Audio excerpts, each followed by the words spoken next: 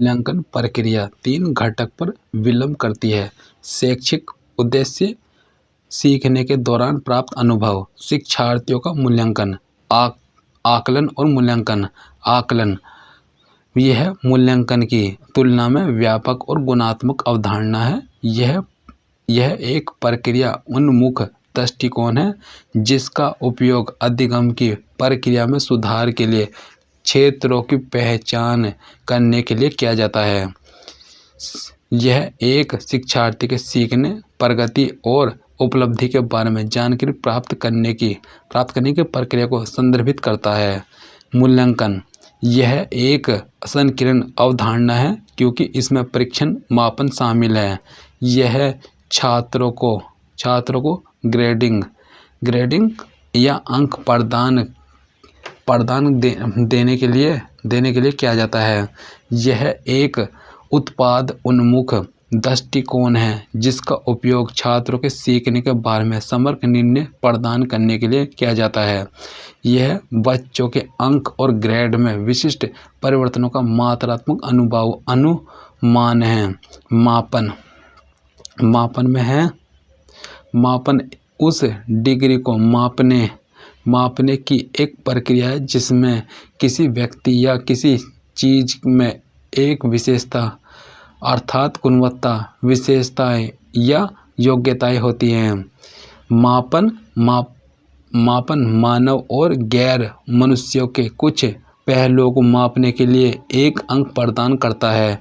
यह वस्तुओं, लक्षणों, विशेषताओं, लक्षणों या व्यवहारों का एक संख्यात्मक विवरण है। जब भी हम कुछ मापते हैं तो हम एक संख्यात्मक मान निर्दिष्ट करते हैं। इस संख्यात्मक मान को माप के पैमाने के रूप में जाना जाता है। पैमाना मापी जा रही विशेषताओं के लिए मान या स्कोर निर्दिष्ट करने के लिए एक प्रणाली या योजना है। माप के मुख्य रूप से पैमाने अर्थात क्रमिक सूचक, गुणात्मक सूचक, अंतराल और अनुपात है।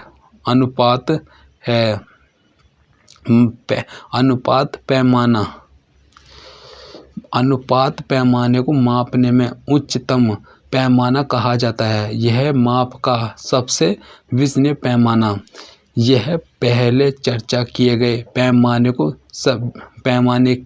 पैमानों की सभी विशेषताओं को एक सही या पूर्ण शून्य बिंदु के साथ वहन करता है।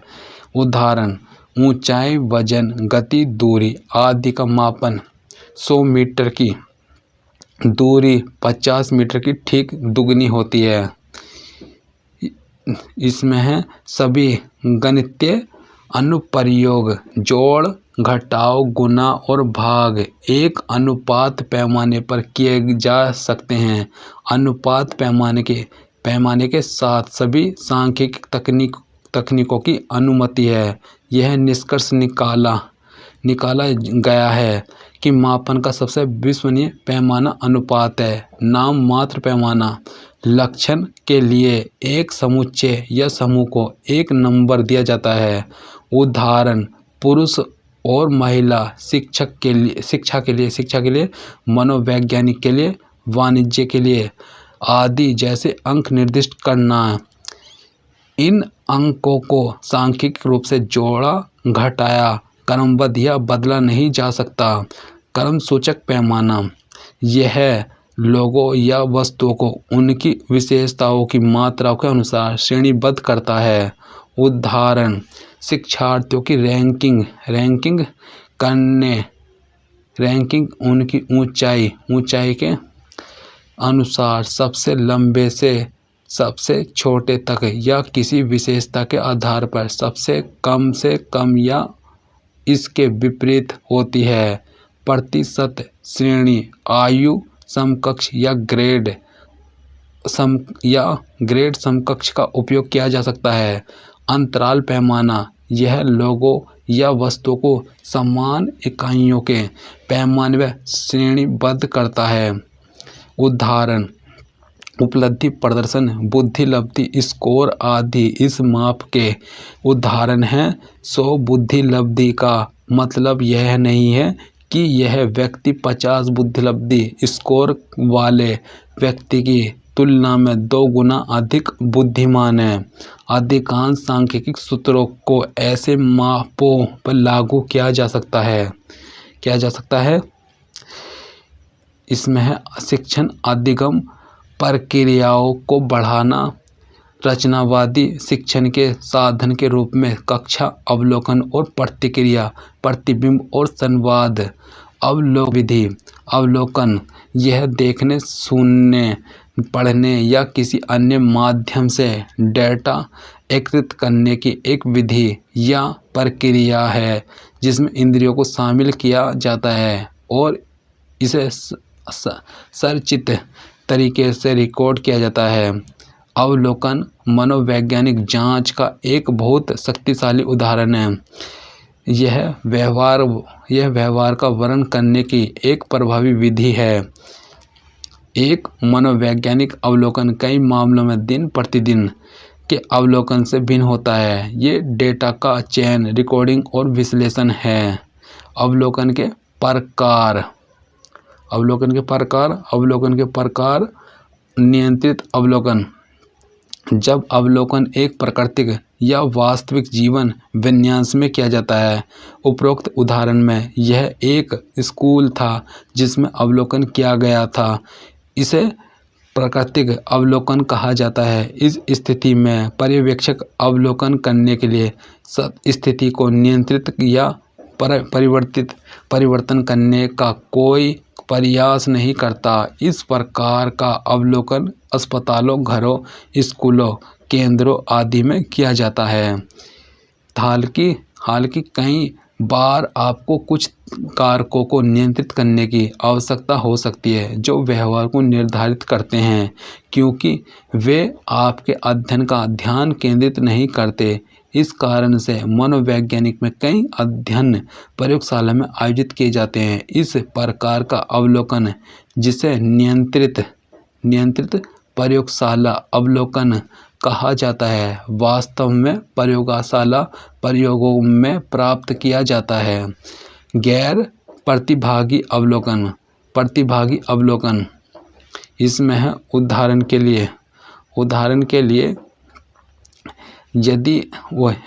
के लिए आप एक विशेष कक्षा में शिक्षकों और छात्रों के बीच बातचीत के स्वरूप का निरीक्षण करना चाहते हैं। इस लक्ष्य को प्राप्त करने के कई तरीके हैं। आप कक्षा गतिविधियों को रिकॉर्ड करने के लिए एक वीडियो कैमरा स्थापित कर सकते हैं जिसे आप बाद में देख सकते हैं और विश्लेषण कर सकते हैं। वैकल्पिक रूप से आप उनकी प्रतिदिन की गतिविधियों में दखल या भागीदारी के बिना कक्षा के एक कोने में बैठने का फैसला कर सकते हैं। इस प्रकार के अवलोकन को गैर प्रतिभागी अवलोकन कहा जाता है। प्रतिभागी अवलोकन में पर्यवेक्षक स्कूल या लोगों के समूह का हिस्सा बन जाता है। प्रतिभागी अवलोकन में पर्यवेक्षक को समूह के साथ संबंधित करने में कुछ समय लगता है ताकि वे उसे समूह के सदस्यों में से एक रूप में स्वीकार करना शुरू कर दें। हालांकि पर्यवेक्षक के समूह में शामिल होने की डिग्री अध्ययन के फोकस के आधार पर अलग अलग होगी। प्रतिक्रिया से तात्पर्य किसी व्यक्ति को उसके व्यवहार या प्रदर्शन के बारे में जानकारी प्रदान करना ताकि उसे वांछित दिशा में संशोधित किया जा सके। जानकारी में ताकत के साथ साथ उनके प्रदर्शन के बाद आएगी से संबंधित कमजोरियों के बिंदु शामिल हैं। किसी व्यक्ति को किसी भी स्थिति में उसके प्रदर्शन के बारे में व्यवस्थित प्रतिक्रिया प्रशिक्षक को उस पर सुधार करने में मदद करती है। शिक्षा के क्षेत्र में प्रतिक्रिया का अर्थ सौंपे गए कार्य की उपलब्धि या कार्य को पूरा करने के लिए शुरू की गई प्रक्रिया के बारे में जानकारी का प्रस्तुतिकरण है। तो यह शिक्षण अधिगम प्रक्रिया का एक अनिवार्य घटक है। इसमें है औपचारिक औपचारिक शैक्षिक औपचारिक औपचारिक शैक्षिक संस्थानों में नई पीढ़ी को मूल्यों और नैतिकता के साथ शैक्षिक आदर्शों के साथ शिक्षित करने के लिए शिक्षा प्रदान करने की प्रक्रिया को विकसित किया जा रहा है। लेकिन शैक्षिक संस्थानों का मुख्य उद्देश्य छात्रों के व्यवहार में वांछनीय परिवर्तन लाना है, ताकि उन्हें विश्वसनीय और भरोसेमंद अच्छे नागरिक बनाया जा सके, ताकि उनकी प्रतिभा और रुचि के क्षेत्र में उनकी प्रतिभा का ईमानदारी से दोहन हो सके। प्रतिक्रिया प्रदान करने की गुणवत्ता एक संतुलित व्यक्तित्व का एक अनिवार्य घटक है। प्रतिक्रिया के प्रकार। सुधारात्मक प्रतिक्रिया L2 लेखन में महत्वपूर्ण तत्वों और विवाद मुद्दों में से एक है। इनपुट के रूप में यह प्रतिक्रिया जो एक संरचना में छात्र शिक्षकों के लिए प्रदान करता है, उन्हें संशोधित समय के साथ मदद करता है। इसे एक समस्या निवारण के रूप में माना जाता है। जब छात्र अपना भाषण या लेखन कर रहे होते हैं, एक शिक्षक कक्षा के व्यवहार के लिए छात्र शिक्षक द्वारा अभ्यास के रूप में तत्काल टिप्पणियां प्रदान करता है। सुधारात्मक प्रतिक्रिया का आम तौर पर शिक्षकों की प्रतिक्रियाओं का अर्थ जो छात्रों को उनके द्वारा कहे या लिखे गए किसी चीज़ की व्याकरणिक सटीकता को सुनने के लिए प्रोत्साहित करते हैं। उदाहरण के लिए, नहीं, आपको इसे इस तरह से करना चाहिए। नकारात्मक प्रतिक्रिया। इस प्रकार की प्रतिक्रिया में शिक्षक छात्र के शिक्षक द्वारा दिए गए पाठ के मूल्यांकन के दौरान नकारात्मक रूप में टिप्पणी या प्रतिक्रिया देता है। इसमें है इस प्रकार की प्रतिक्रिया में शिक्षक छात्र के शिक्षक द्वारा दिए गए पाठ के मूल्यांकन के दौरान नकारात्मक रूप में टिप्पणी या प्रतिक्रिया देता है। यह छात्र शिक्षक के शिक्षण कौशल पर नकारात्मक प्रभाव डालता है। सकारात्मक प्रतिक्रिया। छात्र शिक्षक में सकारात्मक दृष्टिकोण का निर्माण सकारात्मक प्रतिक्रिया है। इस प्रतिक्रिया में अध्यापक छात्र शिक्षक के शिक्षण कौशल के मूल्यांकन के दौरान सकारात्मक टिप्पणी देता है। यह प्रतिक्रिया छात्रों के मनोबल को बढ़ाती है और उन्हें अपने शिक्षण कौशल और शिक्षण के तरीकों को बढ़ाने के लिए प्रेरित करती है। उदाहरण के लिए, अच्छी तरह से किया, बहुत अच्छा, सामग्री पर महारत, शिक्षण सहायक सामग्री का अच्छा उपयोग आदि। मूल्यांकन प्रतिक्रिया। इसमें है मूल्यांकन प्रतिक्रिया वह प्रतिक्रिया है जिसमें प्रशिक्षक पाठ को वितरित करने में शिक्षण कौशल को प्रदर्शन करने के दौरान छात्र शिक्षक के प्रदर्शन का मूल्यांकन करता है। प्रशिक्षक पत्र, ग्रेड, संख्या, चेक मार्क, प्रतीक और या सामान्य टिप्पणियों जैसे अच्छा, उत्कृष्ट या मदद की जरूरत के रूप में प्रदर्शन का मूल्यांकन करते हैं। परावर्तन हमारे दिन प्रतिदिन के जीवन का हिस्सा है। वैज्ञानिक शब्दों में परावर्तन तब होता है जब प्रकाश किसी सतह से दूर उछलने के परिणाम स्वरूप की दिशा बदलता है। हम इस परावर्तन के परिणाम स्वरूप दर्पण में अपनी छवि देखते हैं। जब इस सिद्धांत को विचार प्रक्रिया लागू किया जाता है तो हम हर दिन कई समस्याओं और स्थितियों पर विचार करते हैं। यह अनुभव को प्रतिक्रिया है और इसमें नए अर्थ और व्याख्या की तलाश में मूल्यांकन और निर्णय लेने के लिए पिछले अनुभवों की एक परीक्षा शामिल है। परावर्तन सबसे महत्वपूर्ण हिस्सा है जो पाठ की परियोजना के बाद शिक्षक पर आता है कि क्या क्या क्या काम किया और क्या सुधार की आवश्यकता है। जब एक शिक्षक अपने शिक्षण में प्रतिबिंब करता है तो वह यह जानने में सक्षम हो जाएगा कि शिक्षण प्रक्रिया के दौरान उसे किन चुनौतियों का सामना करना पड़ रहा है, कौन सी पद्धति किसी विशेष अवधारणा के लिए अधिक उपयुक्त है, जिस पर उसे शिक्षण के दौरान अधिक काम करना है। शिक्षण पर परावर्तन शिक्षण का एक आत्म मूल्यांकन है जिसमें एक प्रशिक्षक उनकी शिक्षा शास्त्र, उनकी रणनीतियों के लिए कारणों और शक्तियों की जांच करता है और संशोधन या सुधार के लिए क्षेत्रों की पहचान करता है।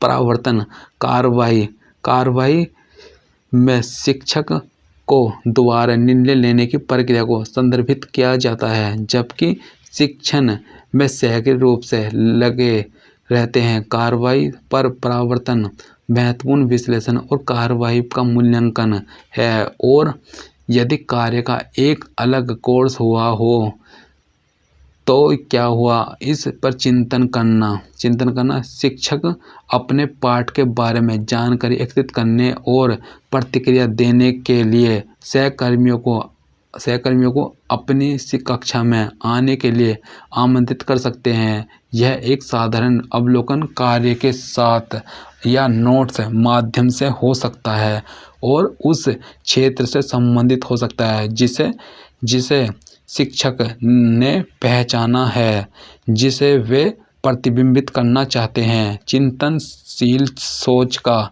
अर्थ मूर्त पदार्थों की आवश्यकता के बिना विचारों के साथ तर्क करना है। चिंतनशील सोच की प्रक्रियाओं में निम्नलिखित शामिल हैं: चिंतन, आविष्कार, विचारों के साथ कल्पना और खेलना, व्यवहार करना, समस्या को सुलझाना, सिद्धांत निर्माण और सामान्यकरण।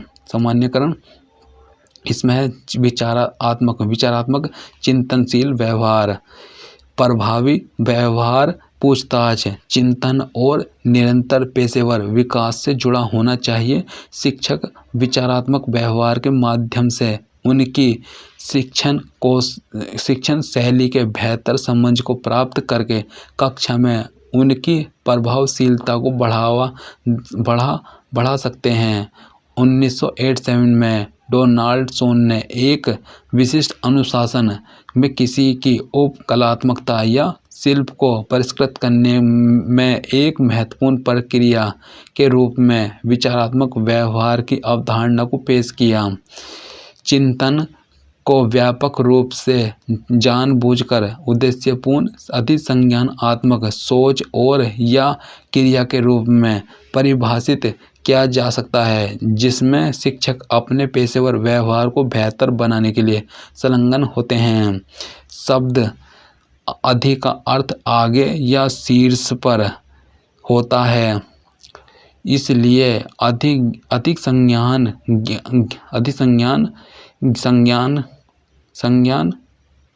के बारे में संज्ञान, सोच के बारे में सोच, जानने के बारे में जानना और किसी व्यक्ति की जागरूकता के बारे में जागरूकता है। विचारात्मक शिक्षण में शिक्षक उसके शिक्षण व्यवहार के बारे में सोचता है, जिसका अर्थ अधिसंज्ञान होता है। विचारात्मक व्यवहार एक प्रक्रिया है जिसमें शिक्षक उनके शिक्षण व्यवहारों के बारे में सोचते हैं और यह विश्लेषण करते हैं कि किसी चीज़ को कैसे पढ़ाया गया था और बेहतर अधिगम परिणामों के लिए कैसे अभ्यास को सुधारा या परिवर्तित किया जा सकता था।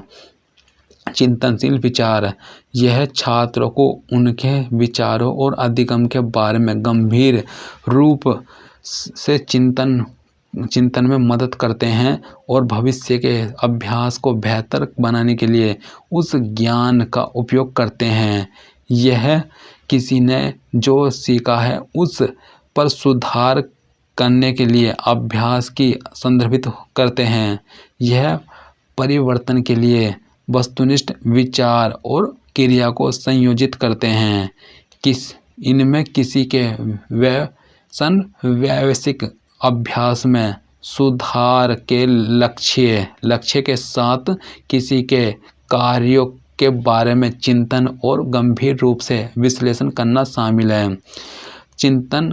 चिंतनशील शिक्षण यह एक ऐसी प्रक्रिया है जहां शिक्षक अपने शिक्षण अभ्यासों के बारे में सोचते हैं, विश्लेषण करते हैं कि कैसे कुछ सिखाया गया है था और बेहतर शिक्षण परिणामों के लिए अभ्यास को कैसे बेहतर या परिवर्तित किया जा सकता है। इसका अर्थ यह है कि आप कक्षा में क्या करते हैं इस बारे में सोचते हुए कि आप इसे क्यों करते हैं और यह सोचना कि क्या यह काम करता है, आत्म अवलोकन और आत्म मूल्यांकन की प्रक्रिया है। हमारी कक्षा में चल रहा है और इस जानकारी का विश्लेषण और मूल्यांकन करके हम अपनी स्वयं की प्रथाओं और अंतर्निहित मान्यताओं की पहचान और अन्वेषण करते हैं। इसके बाद हमारे शिक्षण में परिवर्तन और सुधार हो सकते हैं। इसमें शिक्षण और अधिगम के बारे में एक अंतर्निहित धारणाओं की जांच करना और एक पाठ्यक्रम के दौरान वास्तविक कक्षा अभ्यास से पहले और बाद में पढ़ाए जाने वाले एक संरेख शामिल है। इसलिए यह व्यावसायिक विकास का एक साधन है जो हमारी कक्षा में शुरू होता है। शिक्षण दृष्टिकोण और अवलोकन प्रोटोकॉल आत्म मूल्यांकन और छात्र मूल्यांकन के विचार सहित विभिन्न दृष्टिकोणों को दर्शाते हुए एक छतरी शब्द के रूप में संचारित होता है। चिंतनशील रूप से शिक्षण करते समय प्रशिक्षक गंभीर रूप से अपरिवर्तनीय स्थापित व्यक्तिगत मानदंडों पर भरोसा करने के बजाय अपने शिक्षण और आवर्ती मुद्दों के लिए समस्या समाधान के बारे में सोचते हैं। शिक्षकों और शिक्षकों को पढ़ाने वालों शिक्षकों को शिक्षा के क्षेत्र में चिंतनशील अभ्यास की अवधारणा को व्यापक रूप में देखा गया। इसमें है और ओस यू लीवान 1977 शिक्षा में चिंतन को शैक्षिक अर्थों, इरादों, विश्वासों, निर्णयों, कार्यों या उत्पादों के बारे में सोचने, विश्लेषण करने, आकलन करने या उन्हें बदलने की प्रक्रिया पर ध्यान केंद्रित करने की क्रिया के रूप में परिभाषित करते हैं।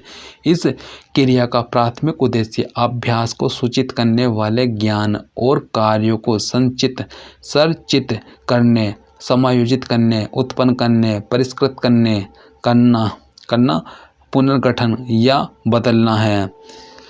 छात्रों के लिए छात्र चिंतन अभ्यास में संलग्न होने से लाभ उठा सकते हैं क्योंकि यह महत्वपूर्ण सोच और निर्णय को निरंतर अधिगम और सुधार के लिए आवश्यक बना सकता है। जब छात्र चिंतन में लगे होते हैं तो वे सोच रहे होते हैं कि उनका काम स्थापित मानदंडों को कैसे पूरा करता है। वे अपने प्रयासों की प्रभावशीलता का विश्लेषण करते हैं और सुधार की योजना बनाते हैं। शिक्षकों के चिंतनशील अभ्यास की अवधारणा अब शिक्षा और शिक्षक व्यावसायिक विकास के क्षेत्र में व्यापक रूप से कार्यरत है और प्रारंभिक शिक्षा के कई कार्यक्रम को इसे पूरा करने का दावा करते हैं। प्रोफेसर होप हार्टमैन ने शिक्षा में चिंतनशील अभ्यास को शिक्षा अभिज्ञान के रूप में वर्णित किया।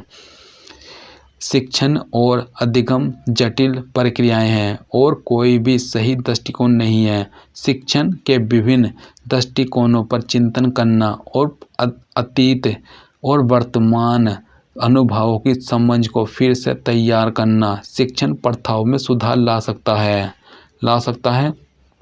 इसमें है चिंतनशील अभ्यास एक चक्रीय प्रक्रिया है, क्योंकि एक बार जब हम परिवर्तनों को लागू करना शुरू करते हैं तो फिर चिंतनशील और मूल्यांकन चक्र फिर से शुरू होता है। चिंतन के परिणाम स्वरूप शिक्षक कुछ अलग तरीके से कुछ करने का निर्णय ले सकता है या बस यह तय कर सकता है कि वह क्या कर रही है, वह जो कर रही है और सबसे अच्छा तरीका है। इसलिए एक शिक्षक को अपने अनुभवों या गतिविधियों को चिंतन करने की आवश्यकता होती है, जो किसी की वृद्धि के लिए सही हो सकता है। और संक्षेप में ज्ञान को विकसित करने और सेटिंग अभ्यास छात्रों को समस्याओं को पहचानने और प्रतिक्रिया करने की क्षमता को समझने की प्रभावी शिक्षक बन सकते हैं। शिक्षक यदि वे अपने पेशेवर विकास के लिए अपने दैनिक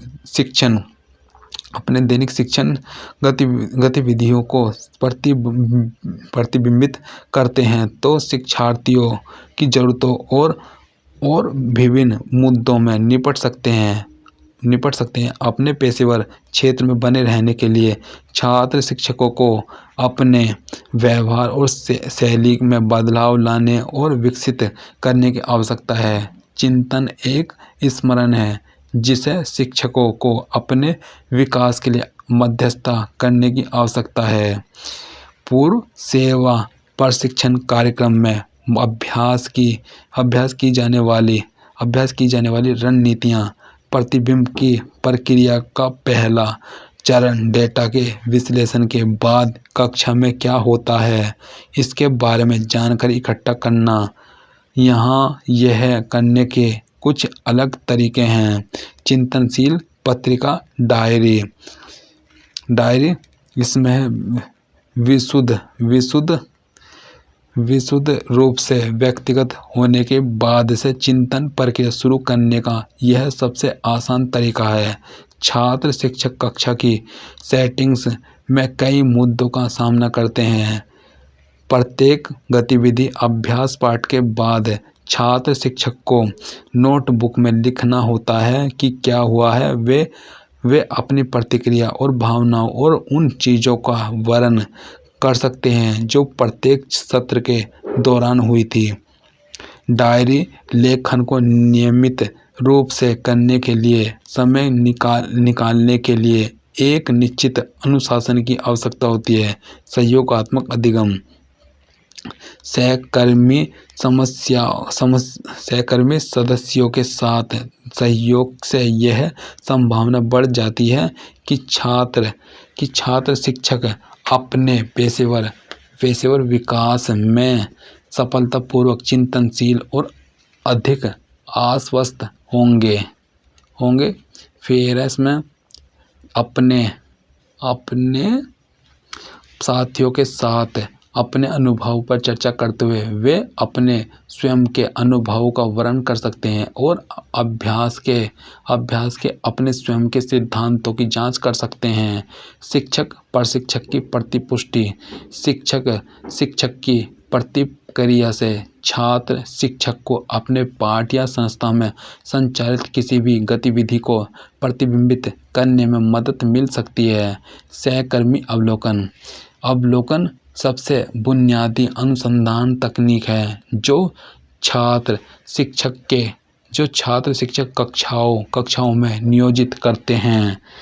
छात्र शिक्षक पाठ के बारे में जानकारी एकत्रित करने के लिए अपने कक्षा का निरीक्षण करने के लिए एक सहकर्मी सदस्य को आमंत्रित करता है। यह एक साधारण अवलोकन कार्य या नोट के माध्यम से हो सकता है। छात्र शिक्षक अपने सहकर्मी सदस्य को इस बात पर ध्यान केंद्रित करने के लिए कह सकते हैं कि छात्र किसी पाठ में सबसे अधिक योगदान देते हैं। बातचीत के विभिन्न पैटर्न क्या होते हैं और उसका प्रदर्शन कैसा है।